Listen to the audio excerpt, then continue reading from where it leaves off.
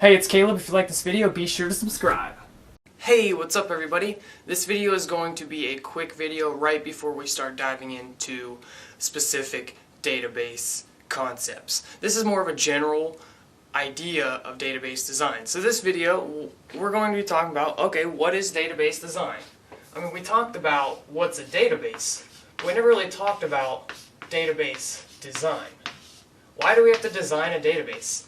What's so special about it that it needs design? It's not like we're building a house or something. Well, in a way, it's kind of like that. We're building schematics to build the best database.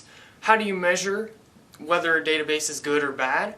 Well, it has to do with data integrity, which we'll talk about that in more depth in an upcoming video.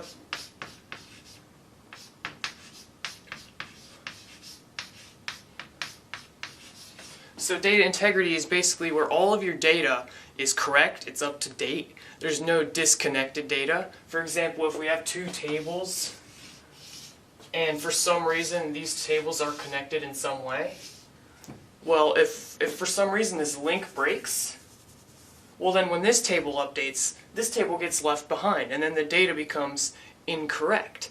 That's a data integrity problem because the data is not managed properly. So with a good designed database, we prevent data integrity issues. So all of our data is up to date. We don't have repeating data. We don't have old data that should not be in there. Which, if for example, like if you have a database, you can store lots of information from like long ago, and that's fine.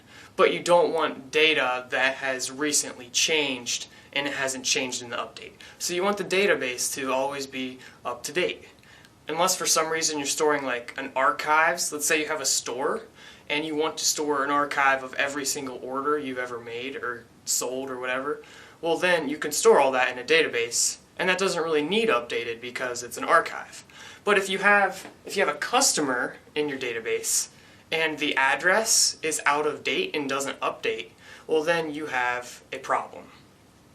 Another example is if the person if your database is designed badly and you have repeating data, well then one example of the data can update and the other one's left behind. So now you have like two addresses for one person, which should just be one address. That's another example of a data integrity problem.